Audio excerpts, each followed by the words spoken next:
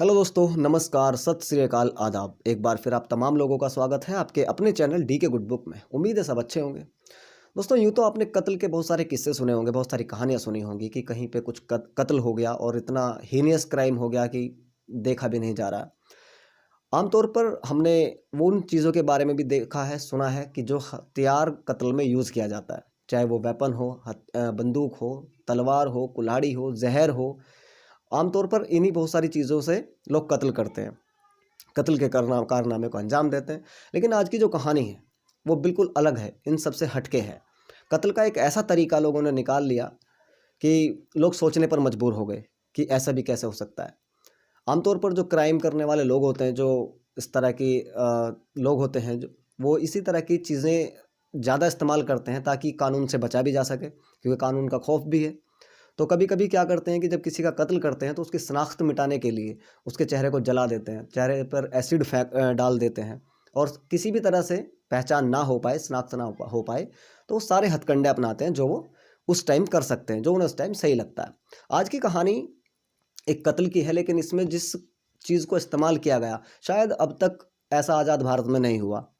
तो आज की कहानी मैं शुरू करता हूँ बिना किसी लाग लपेट के। साथियों, कहानी शुरू होती है राजस्थान से। राजस्थान में एक जगह है बुहाना। ये बुहाना की कहानी। यहाँ पर एक परिवार रहता था, हस्बैंड और वाइफ और उनका एक बेटा। अच्छा खासा परिवार, ठीक ठाक काम धंधा, सब कुछ बढ़िया।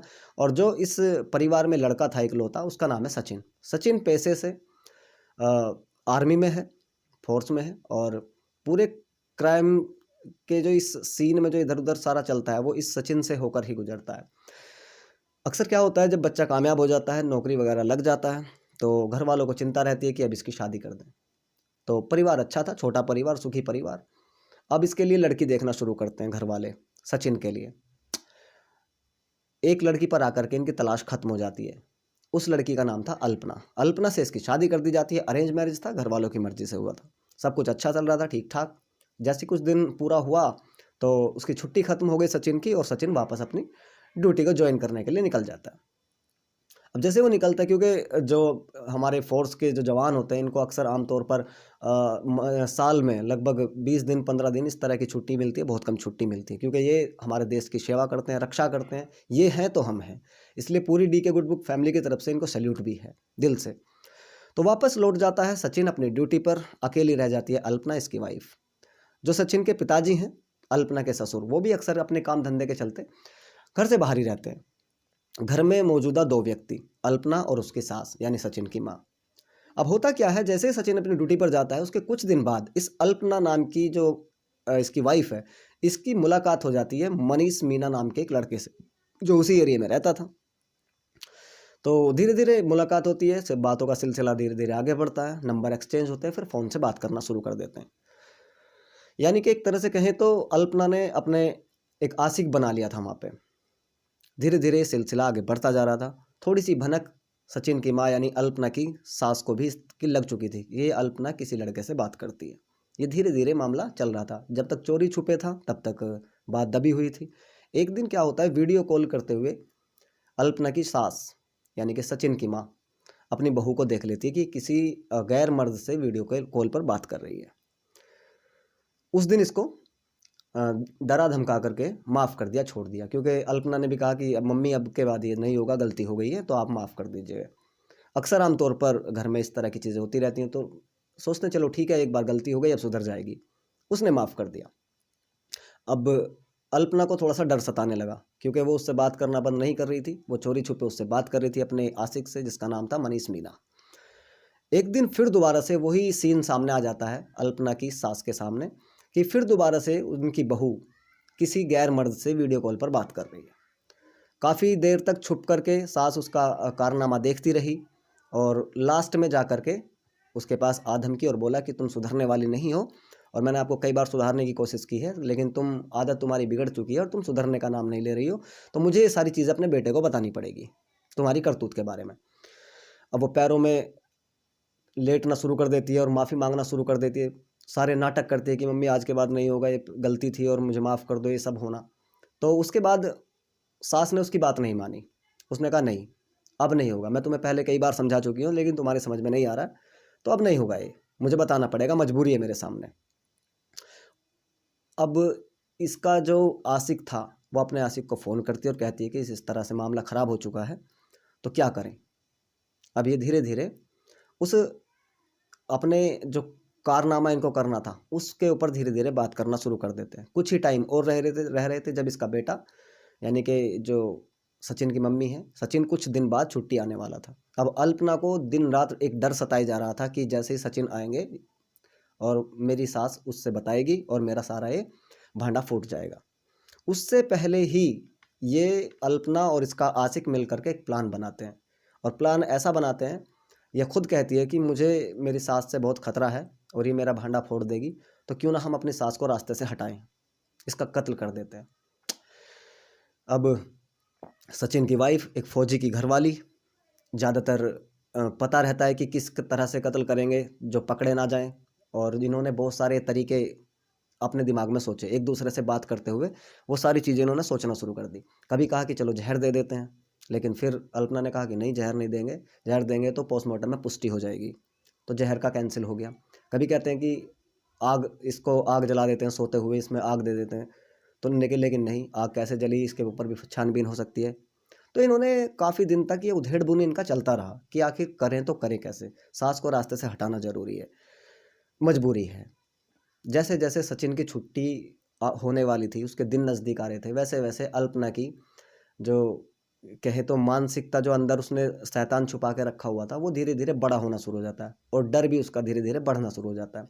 और वो अपने आशिक को फ़ोन करती है और कहती है कि जो भी करना है जल्दी करो, मुझे बहुत डर लग रहा है और मैं नहीं चाहती कि ये हमारा भांडा फूट जाए, बिना वजह कोई बखेड़ा खड़ा हो।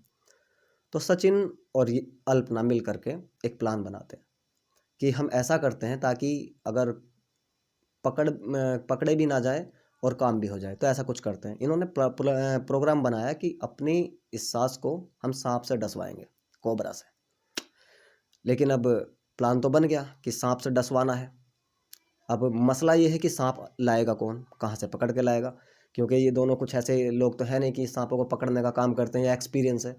अब सारा मसला आकर के रुक गया सांप पे कि सांप कौन लाएगा, और सांप भी चाहिए जहरीला, जिसके काटने से तुरंत मौत हो जाए।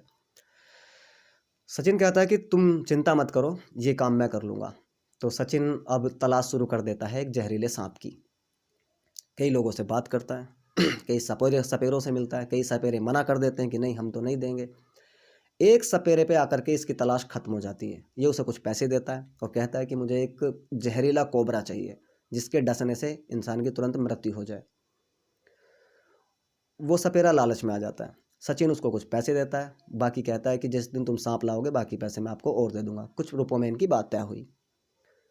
अब सपेरा अपने काम पे लग जाता है। कुछ दिन बाद सपेरा सचिन को फ़ोन करता है कि आपका काम हो गया है, बाकी मेरे पैसे दे जाओ और अपना ये सामान ले जाओ। यानी कि उसने सांप पकड़ लिया था। सांप पकड़ के एक बैग में बंद कर लिया सपेरे ने, और जैसे ही सचिन उसके पास गया, सचिन ने कुछ पैसे और दिए और वो सांप लेकर के वापस आ गया। अब वापस आ जाता है, कॉल करता है अल्पना को और कहता है कि काम हो गया, अब हम अंजाम अपने काम को दे सकते हैं। एक दिन मुकर्रर किया जाता है और उसके बाद इनको अपना जो कारनामा था वो अंजाम देना था। 2 जून 2018 की वो रात आ जाती है जिस दिन इनको ये अपना काला कारनामा करना था, अपनी सास को मारना था, इस अल्पना नाम की महिला को। अल्पना ने पूरा प्रोग्राम पूरा सेटअप कर दिया और टाइम रखा गया कि उस टाइम में आपको कॉल करूंगी, आपको अंदर आना है और सारा कुछ हम ये सब फिर करेंगे। तो शाम के वक्त ही अल्पना को वो बैग पकड़ा देता है और कहता है कि आप इसको खोलना मत, फिलहाल इसको ऐसे ही रखो बंद, इसमें सांप है, कोबरा है। अल्पना मनीष से बैग लेती है, अंदर घर में चली जाती है और उसको छुपा के रख देती है किसी कोने में। जैसे रात होती है धीरे धीरे, और प्लानिंग इनकी पहले से पक्की थी जैसा मैंने बताया। शाम को अल्पना बनाना शेक बनाती है, केले का जूस, और केले के जूस में कुछ बेहोशी की दवा डाल देती है जिससे कि वो महिला बेहोश हो जाए, क्योंकि सांप के काटने से मृत्यु कराना दिखाना था। अब सांप तो छोड़ देते कमरे में, लेकिन ज़रूरी तो है नहीं कि सांप उसको काटे ही जो कमरे में है। हो सकता है कि वो बिना किसी को नुकसान पहुंचाए वहाँ से निकल जाएगा, तो सांप है, समझाया तो नहीं जा सकता। पूरा इन्होंने प्रोग्राम बनाया। शाम के वक्त बनाना शेक के अंदर बेहोशी की दवा डाल करके अपनी सास को ये जूस पिलाती है। सास जूस पी करके बेहोश हो जाती है और सो जाती है। जैसे रात होती है, 11 बजे ही अपने आशिक को फ़ोन करती है और कहती है कि तुरंत आ जाओ, काम हो गया, सास हमारी जो है बेहोश हो चुकी है।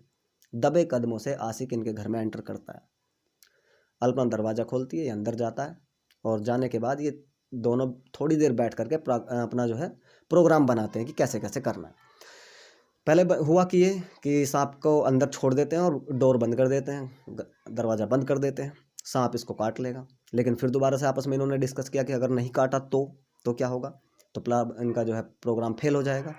तो इन्होंने दिमाग में एक और खुराफाती आइडिया पैदा हुआ कि पहले गला घोट के मारते हैं और फिर सांप इसके ऊपर छोड़ते हैं, सांप इसको डसेगा, लोगों को बता देंगे कि सांप के काटने से मृत्यु हुई है। वही काम ये करते हैं। तकिया उठाते हैं और इस महिला का यानी कि अल्पना अपनी सास को ही अब कत्ल करने वाली है। तकिया उठाते हैं, आशिक पैर पकड़ता है, हाथ पकड़ता है और अल्पना अपनी सास के मुंह पर तकिया रखकर उस पर बैठ जाती है। जब तक बैठी रहती है तब तक कि उसकी जान नहीं निकल जाती। अब ये महिला मर चुकी थी, अल्पना की सास यानी सचिन की माँ मर चुकी थी। अब इन्होंने वो सांप वाला बैग खोल करके उसके बिस्तर पे छोड़ दिया और आगे का डोर लगा करके ख़त्म कर दिया मामला। अपने आशिक को बोला कि ठीक है अब तुम जाओ। आशिक निकल जाता है दबे कदमों से।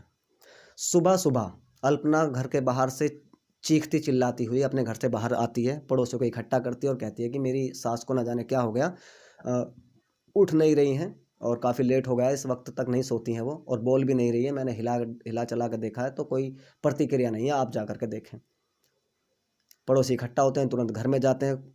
उनमें से ही कोई पुलिस को फ़ोन कर देता है कि ऐसे ऐसे कुछ मामला हो गया। पुलिस आती है और देखती है कि कैसे हुआ क्या हुआ। तो उसी ही कमरे से वो कोबरा बरामद हो जाता है। पुलिस वाले उस कोबरा को बरामद कर लेते हैं। अब घर वालों के सामने, पड़ोसियों के सामने, पुलिस के सामने एक कोबरा कमरे से बरामद हुआ है तो सीधी सी बात है कि भैया सांप के काटने से मौत हुई है। और जहाँ ये एरिया में मामला हुआ था वहाँ अक्सर सांप वगैरह लोगों के घरों में से निकलते रहते हैं। तो कोई ज़्यादा लोगों को समझ में नहीं आया कि सबको लगा कि हाँ सांप के काटने से मौत हुई है, सांप के काटने से मौत हुई है।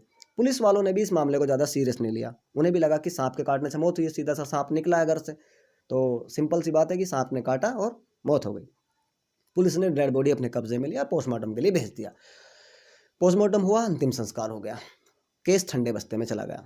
धीरे धीरे 1 महीना, 2 महीना, 4 महीना, 6 महीना, 7 महीने गुजर गए। 7 महीने के बाद धीरे धीरे लोगों को लगा कि जो इसका आशिक था पहला, अल्पना का, मनीष नाम का जो लड़का इसका आशिक था, वो अब इसके घर में आना जाना इसका कंटिन्यू हो गया। क्योंकि पिताजी बाहर रहते थे, सचिन के पापा, सचिन अपना ड्यूटी पे ही है वो फोर्स में, और अब सास को रास्ते से ये लोग हटा चुके थे। किसी का डर नहीं था। अभी दिन रात जैसा इनका जी करना वैसे ही मिलना, घूमना फिरना, लोगों को थोड़ा सा शक होना शुरू हुआ। ये बातें धीरे धीरे सचिन को पता चली और सचिन के पिताजी को भी पता चली। उनको कुछ शक हुआ कि शायद हो ना हो कि इन्होंने ही हमारी मम्मी को अपने रास्ते से हटाया है। तो धीरे धीरे सचिन को भी पता चल गया इसके अफेयर के बारे में, आशिक के बारे में। सचिन अपने पापा से मिलता है और कहता है कि पापा मुझे कुछ दिक्कत नज़र आ रही है, प्रॉब्लम नज़र आ रही है मम्मी की डेथ को लेकर के, कि ऐसे कैसे हो सकता है, सांप ऐसे बंद मकान में, हालांकि सांप आ जाता है कोई दिक्कत नहीं है ऐसी तो, लेकिन फिर भी कुछ तो रीज़न है, मुझे कुछ गलत लग रहा है। तो वो लोग फिर दोबारा से पुलिस में एक रिपोर्ट दर्ज कराते हैं और कहते हैं कि जो मामला है वो दोबारा से रीओपन होना चाहिए।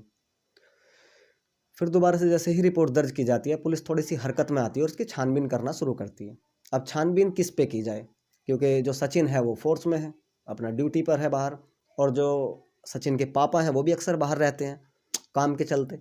तो अब टारगेट बनती है सिर्फ और सिर्फ अल्पना यानी सचिन की वाइफ। अब सचिन की वाइफ को पुलिस जीरो इन करती है और उसके सबसे पहले जो आमतौर पर आजकल होता ही है कि फ़ोन में से CDR निकलवाना, कॉल डिटेल निकलवाना। तो उसके कॉल डिटेल निकलवाए गए। जिस दिन ये मृत्यु हुई थी, जिस दिन ये सांप के काटने से इस महिला की मृत्यु हुई थी, 2 जून 2018 को, और पोस्टमार्टम रिपोर्ट जो थी वो भी किसी ने ज़्यादा उस पर गौर नहीं किया, तो वो भी पुलिस के पास जमा थी और केस क्लोज था। लेकिन फिर भी जब इन्होंने बताया कि भाई कुछ शक है हमें, तो पुलिस ने दोबारा से रीओपन किया केस को। धीरे धीरे इसमें छानबीन करना शुरू किया और अल्पना के फ़ोन की CDR आ गई। CDR जैसे ही आई, पुलिस के कान खड़े हो गए। 2 जून 2018 की रात को अल्पना ने एक नंबर पर 90 बार कॉल किया। यानी कि नंबर किसका था? ये नंबर था उसके अपने आशिक सचिन मीणा का।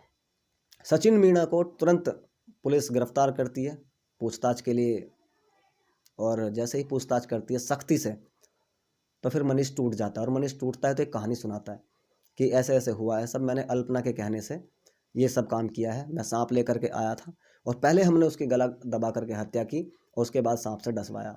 क्योंकि पोस्टमार्टम रिपोर्ट में ये था कि मृत्यु जो हुई है वो गला दबने से, दम घुटने से हुई है, और सांप के काटने का जहर भी बॉडी में पाया गया। लेकिन पोस्टमार्टम में साफ था कि पहले महिला को का दम घोटा गया है या गला दबाया गया है, उसके बाद सांप ने काटा है। तो पुलिस ने यहाँ पे थोड़ा सा सख्ती दिखाते हुए, क्योंकि कान खड़े हुए थे कि पता चला कि वैसे तो सांप के काटने से हो रहा है, पर लेकिन दम कैसे घुटा, ये भी सोचने वाला विषय था। दोनों चीज़ पुलिस के सामने थी। अब सारी कहानी सुना दी मनीष ने और सब कुछ बता दिया। उसके बाद में उठाया गया अल्पना को। अल्पना को उठाने के बाद में उससे पूछताछ की गई। उसने थोड़ी देर घुमाया फिराया, लेकिन फिर पुलिस ने सख्ती से पूछताछ की तो उसने सारा कुछ उगल दिया और सारे कहानी सुनाई वो जो मैंने अभी आपको सुनाई। अभी दोनों जेल में हैं। इनके साथ एक और इनका दोस्त था जो इनकी हेल्प कर रहा था, और वो सपेरा भी है जिसने सांप दिया। तो ये सारे लोग अभी जेल में हैं, जेल में अपनी ज़िंदगी काट रहे हैं। मिलने के एवज में एक दूसरे के साथ रहने के लिए इन्होंने कारनामा किया था, लेकिन एक दूसरे के साथ आज हैं भी नहीं, जेल में अलग अलग हैं और उम्र कैद की इनको सज़ा हो गई है।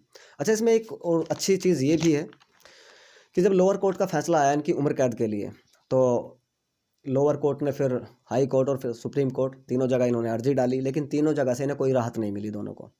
और वकीलों की और जजों की एक बहस में एक चीज़ सामने आई कि इन लोगों ने कत्ल करने का एक अलग तरीका अपनाया है, इतना हीनियस तरीका कि मतलब सोच से भी परे है। तो इसलिए मेरे हिसाब से तीनों अदालत ने कहा, लोअर कोर्ट, हाई कोर्ट और सुप्रीम कोर्ट ने, तीनों ने कहा कि ये बेल के हकदार नहीं है, किसी भी तरह की रियायत इनके ऊपर नहीं बरती जाएगी और कोई छूट नहीं मिलेगी। सज़ा मुकर्रर है तो मुकर्रर है, कम नहीं होगी, ना बदली जाएगी। उम्र कैद की सज़ा है तो उम्र कैद की सज़ा बरकरार रहेगी, क्योंकि इन्होंने एक ऐसा मामला, ऐसा कृत्य किया है और इतने नए तरीके से किया है कि राहत की कोई गुंजाइश नहीं है। तो तीनों अदालत ने अपना फैसला बरकरार रखा और इसको, इन दोनों को उम्र कैद की सज़ा सुना दी। आज ये तीनों अपनी सज़ा काट रहे हैं जेल में। तो साथियों, ये आज की कहानी थी जिसमें एक आशिक के साथ मिलकर के एक महिला ने अपनी सास को मार दिया सिर्फ उसके साथ रहने के लिए, लेकिन सब कुछ बर्बाद हो गया, तबाह हो गया, साथ में तो आज भी नहीं है। तो ऐसे क्राइम की स्टोरियाँ, ऐसी स्टोरियाँ हमें बहुत कुछ सिखाती हैं, हमें सचेत रहने के लिए भी कहती हैं। कहानी में बहुत कुछ है सीखने के लिए, बहुत कुछ है समझाने के लिए, बहुत कुछ है अपने आपस में इस चीज़ को अगर नज़दीकी से देखा जाए तो समझने के लिए बहुत सारी चीज़ हैं। ऐसी महिलाओं से भी बच के रहने की आवश्यकता है। अक्सर जो हमारे फ़ोर्स के लोग हैं, जवान हैं, सैल्यूट करता हूँ उन्हें मैं बार-बार। और अगर वो हैं आज बॉर्डर पे खड़े हैं तो हम अपने देश में अमन और शांति से रह रहे हैं, लेकिन उनके पीछे अगर उनकी वाइफ़ इस तरह के काम करें तो ये उनके लिए भी एक बहुत बड़ा कलंक होगा एक तरह से। तो जो लोग, जो महिलाएं अगर किसी के बारे में ऐसा सोचती हैं तो शायद मुझे लगता है कि ऐसा ना करें तो ज़्यादा अच्छा है, क्योंकि आप एक इज्जतदार और एक ऐसे शख्स की घरवाली हैं, पत्नी हैं, जो देश जिन पर गर्व करता है, जे देश जिनको बार बार सैल्यूट करता है। आपकी तो किस्मत है कि आप एक फ़ौजी के साथ हो, आप एक फ़ौजी की पत्नी हो, तो आपको तो गर्व होना चाहिए। अगर आप ऐसे छोटे मोटे काम करेंगी तो उनकी आत्मा को भी, उनकी भावनाओं को भी ठेस पहुंचेगी, क्योंकि वो हमारे देश को संभाल के रखते हैं। जैसा मैंने अभी बताया, वो वहाँ हैं तो हम देश में सुरक्षित हैं।